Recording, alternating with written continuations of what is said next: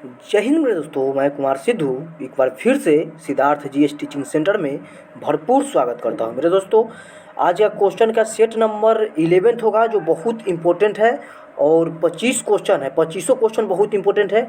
मैं रेगुलर इस पर मैं डाल रहा हूँ रेलवे ग्रुप डी के लिए। अभी focus only railway group D के लेकर के मैं क्वेश्चन के सेट बना रहा हूँ। इसका लेवल ठीक रहता है ग्रुप डी, और इसमें प्रीवियस ईयर का भी क्वेश्चन रहता है। एक नंबर क्वेश्चन को स्टार्ट करता हूँ। एक नंबर क्वेश्चन क्या कर रही है, चाय के पौधों उगाने में डेपाग विधि विकसित होती है, जो हुई थी, जो कहाँ से हुई थी ये पूछ रही है। तो कहाँ से हुई थी, तो फिलीपींस से हुई थी। चाय के पौधों को उगाने के लिए डेपाग विधि होती है। क्या होती है? डेपाग विधि होती है, जो कहाँ से उत्पन्न हुई है, तो फिलीपींस से हुई थी। कहाँ से? फिलीपींस से। 2 नंबर क्वेश्चन है, प्रकाश के ध्रुवन की घटना से यह सिद्ध होता है कि प्रकाश तरंगे अनुप्रस्थ हो जाते हैं। क्या होते हैं? तो प्रकाश के तरंगे जो होती है, जो अनुप्रस्थ हो जाते हैं।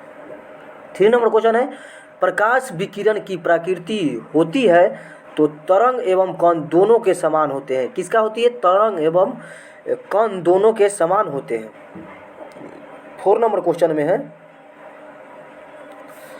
डॉपलर प्रभाव संबंधित है तो ध्वनि से। किससे है? तो ध्वनि से। डॉपलर प्रभाव किससे संबंधित है? तो ध्वनि से संबंधित है। 5 नंबर क्वेश्चन है, राष्ट्रीय अंतर्देशीय नौवहन संस्था अवस्थित है तो पटना में है। कहाँ पे है? पटना में स्थित है। 6 नंबर क्वेश्चन है, राज्यसभा का सभापति कौन होता है? तो राज्यसभा के असली सभापति जो होती है, जो उपराष्ट्रपति होती है, और इनको वेतन जो मिला जाता है, जो राज्यसभा के सभापति होने के नाते मिला जाता है, ये नहीं कि उपराष्ट्रपति के वेतन मिलता है। दोनों में से एक ही को वेतन मिलेगा, जो सभापति होने के नाते दिया जाता है। अगली नंबर क्वेश्चन है, 7th नंबर क्वेश्चन है, राजा राम मोहन राय द्वारा ब्रह्म समाज की स्थापना कब किया गया था? तो 1828 ईस्वी में ब्रह्म समाज की स्थापना राजा राम मोहन राय के द्वारा किया गया था।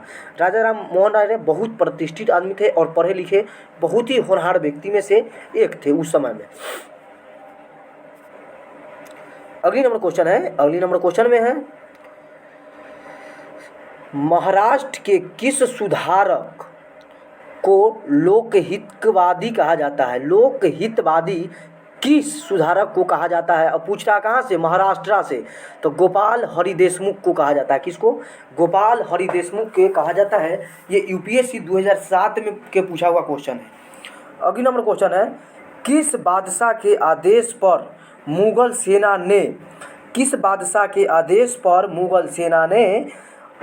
1686 ईस्वी में हुगली पर आक्रमण कर अंग्रेज को निकाल कर बाहर फेंक दिया था?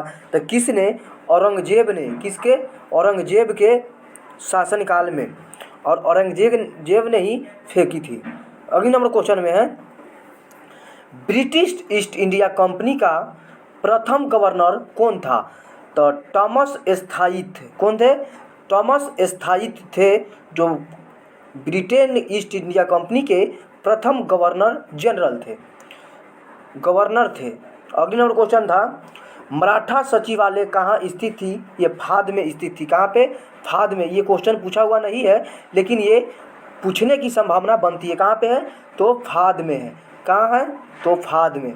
अगले नंबर क्वेश्चन में है, वर्ष 1498 ईस्वी में वास्को डी गामा भारत में कहाँ पे उतरा था? ये कालीकट में उतरा था। बहुत इंपॉर्टेंट प्रश्न है, बहुत इंपॉर्टेंट। ये आरआरबी रेलवे ग्रुप डी में भी पूछा हुआ क्वेश्चन है, एनटीपीसी पूछी थी, और ये क्वेश्चन यूपी पीसीएस भी पूछा हुआ क्वेश्चन है, और बिहार सचिवालय में भी ये क्वेश्चन पूछी हुई है। तो कालीकट में है। कहाँ पे? कालीकट में उतरे थे। 30 नंबर क्वेश्चन में है। 30 नंबर क्वेश्चन क्या कहती है, काशी के किस प्रसिद्ध विद्वान ने शिवाजी का राज्याभिषेक करवाया था? शिवाजी के राज्याभिषेक किसने करवाया था, ये पूछ रही है।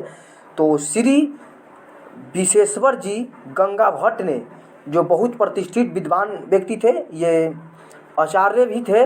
तो श्री विश्वर किसने करवाई थी? तो ये करवाई थी विश्वेश्वर जी गंगा भट्ट ने। किसने? विश्वेश्वर जी गंगा भट्ट ने करवाई थी। 14 नंबर क्वेश्चन में है, बीजक का रचयिता बीजक का रचयिता कौन है? तो सूरदास है। कौन है? सूरदास है। बीजक की रचयिता सूरदास है। अगली नंबर क्वेश्चन में है, अगली नंबर क्वेश्चन में है, अगली नंबर क्वेश्चन क्या कर रही है? अपनी शक्ति को समेकित करने के बाद बलबन ने भैव उपाधि धारण की थी। ये यूपीएससी में पूछी हुई क्वेश्चन है, यूपीएससी पूछी थी क्वेश्चन। जो बलबन ने अपनी शक्ति को जो धारण की थी वो किस शक्ति को? तो जील ए इलाही। कौन? जील ए इलाही धारण किया था। फाहियान कहाँ का निवासी था? तो चीनी यात्री था फाहियान। अगली नंबर क्वेश्चन में है, अगली नंबर क्वेश्चन 70 नंबर क्वेश्चन क्या कहती है? प्राक्कलन समिति का सदस्य होता है। प्राक्कलन समिति का सदस्य होते हैं, कौन होते हैं? तो लोकसभा के सदस्य में से ही चुने जाते हैं। किस में से चुने जाते हैं? तो लोकसभा के सदस्य में से ही चुने जाते हैं। 80 नंबर क्वेश्चन है, भारत के किस नियोजित अर्थव्यवस्था पुस्तक के लेखक है? तो एस.एम.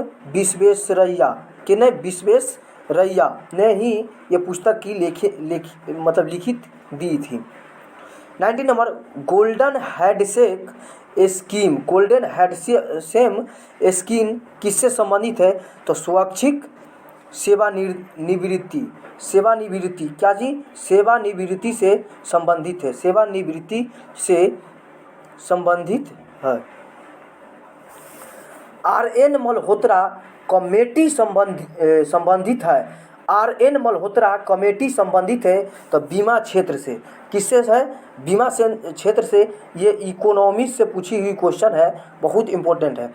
अगली नंबर क्वेश्चन है, नरसिंहम रिपोर्ट का संबंध किसके पुनर्गठन से हुआ था? तो बैंकिंग संस्था के पुनर्गठन के लिए किया गया था।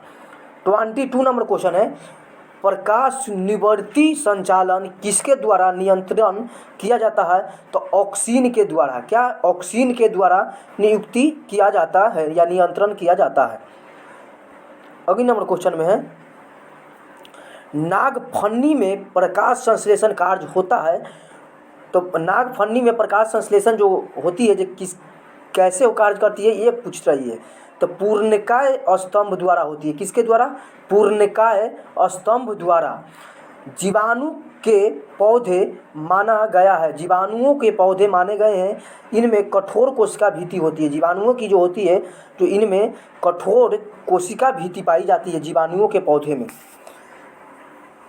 25 नंबर क्वेश्चन में, भारत में कागज उद्योग का प्रथम सफल कर कारखाना 1879 में किस स्थान पर कराया गया था? तो ये लखनऊ में कराई गई थी। कहाँ पे? लखनऊ में कराई गई थी। ये बहुत इंपॉर्टेंट प्रश्न बन सकती है, इसलिए मैं इसको मैं दिए। आज के लिए ये 25 प्रश्न है। कैसा लगता है मेरा सेशन? जरूर बताइएगा। आज के लिए इतना ही है, तब तक के लिए जय हिंद।